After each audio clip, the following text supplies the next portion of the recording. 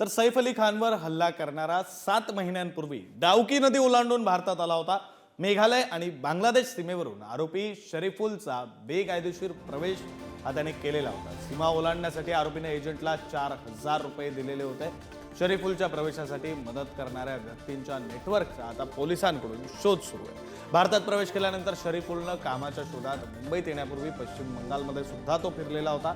मुंबईत शरीफुलनं सुरुवातीला वैध कागदपत्रांची आवश्यकता असलेल्या नोकऱ्या टाळलेल्या होत्या।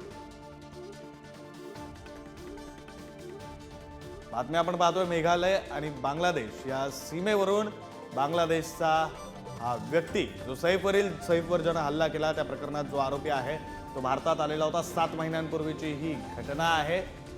डाउकी नदी ओलांडून तो भारतात आलेला होता। आता या सगळ्या नेटवर्कचा तपास घेण्याचं काम पोलिसांकडून केलं जातंय। तर अशा प्रकारे भारतात येण्यासाठी त्याने 4000 रुपये संबंधित व्यक्तीला दिल्याची सुद्धा माहिती आहे।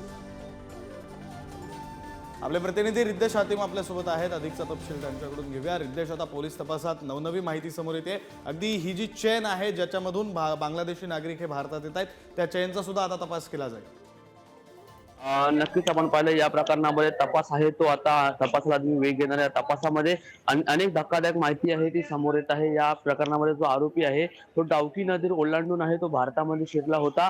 त्यांनी एका एजंटच्या मदतीने तो भारतामध्ये शिरला होता, ज्यामध्ये त्यांनी एजंटला 4000 रुपये दिले होते अशी देखील त्यांनी माहिती आहे ती पोलिसांना चौकशी दरम्यान दिली आहे। महत्त्वाचं म्हणजे आता पोलिसांकडून या एजंटचा देखील शोध घेतला जाणार आहे। महत्त्वाचं म्हणजे आपण पाहिलं मागील वर्षाच्या सुरुवातीलाच मुंबई पोलिसांकडून अनेक बांगलादेशी नागरिकांना पोलिसांनी अटक केलं होतं आणि ही सर्वात मोठी कारवाई होती, ज्यामध्ये एका बांगलादेशी आरोपीने मुंबईतील तसं देशातील एका खूप मोठ्या बॉलिवूड ऍक्टरवरती त्यांनी हल्ला केला होता। त्यामुळे आता पोलिसांचा तपास आहे तो त्या दिशेने देखील जाणार आहे की मुंबईसह जे मुंबईमध्ये जे सर्वात प्रथम जे भारतामध्ये जे बांगलादेशी नागरिक शिरतात आहे त्यांच्यावरती रोख आणण्यासाठी हे सर्व जे एजंट आहे त्यांना पकडण्याचा प्रयत्न एकंदरीत मुंबई पोलिसांकडून केला जाणार आहे। महत्त्वाचं म्हणजे आता यात किती एजंट आहे ते समोर येतात हे देखील पाहणं महत्त्वाचं राहणार आहे। त्याचबरोबर बांगलादेशी सरकारकडून देखील मुंबई पोलिसांना मदत मिळते की नाही, कारण आपण पाहिलं मोस्ट ऑफ द जे बांगलादेशीज आहे ते भारतात शिरल्यानंतर ते वेस्ट बेंगालला जातात आणि तिकडनं मग ते मुंबईमध्ये प्रवेश करतात। त्यामुळे वेस्ट बेंगॉल सरकारकडून देखील मुंबई